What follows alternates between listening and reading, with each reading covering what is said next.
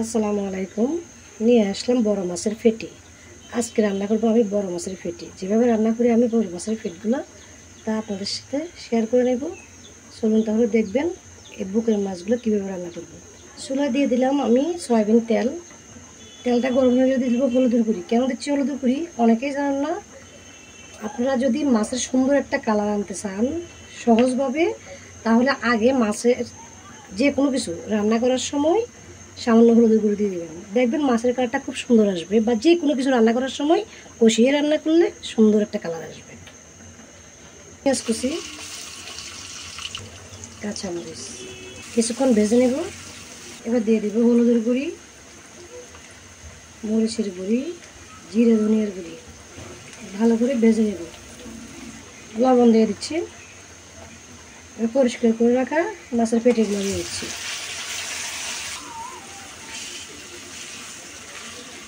দিয়ে দেবো আমি সামান্য পানি মাছগুলো কষানোর জন্য।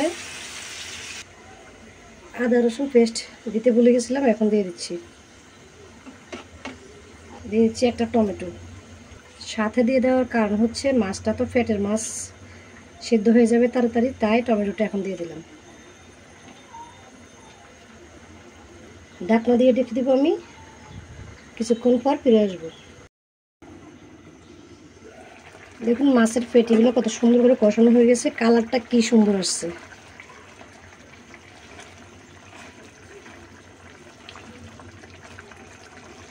আবারও ঢাকনা দিয়ে দিচ্ছি আমি, আর এখন কোনো ঝোল দেব না।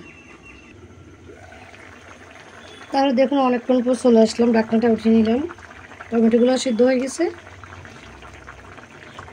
আমি মাছের পেটিটা কিন্তু এভাবে ঝোল ঝোল রাখবো, একেবারে শুকলে কষা কষা করলে কিন্তু ভালো লাগে না খেতে।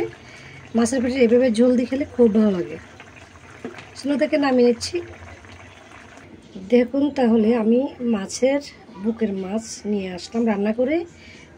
কালারটা যেমন সুন্দর হয়েছে, আমি যেভাবে দেখাইছিলাম আপনাদেরকে ওভাবে একবার মাছ রান্না করে দেখবেন, কালারটা অনেক সুন্দর আসবে। তো আজকে রেসিপিটা ভালো লাগলে আমার চ্যানেলটাকে সাবস্ক্রাইব করে আমার পাশে থাকবেন।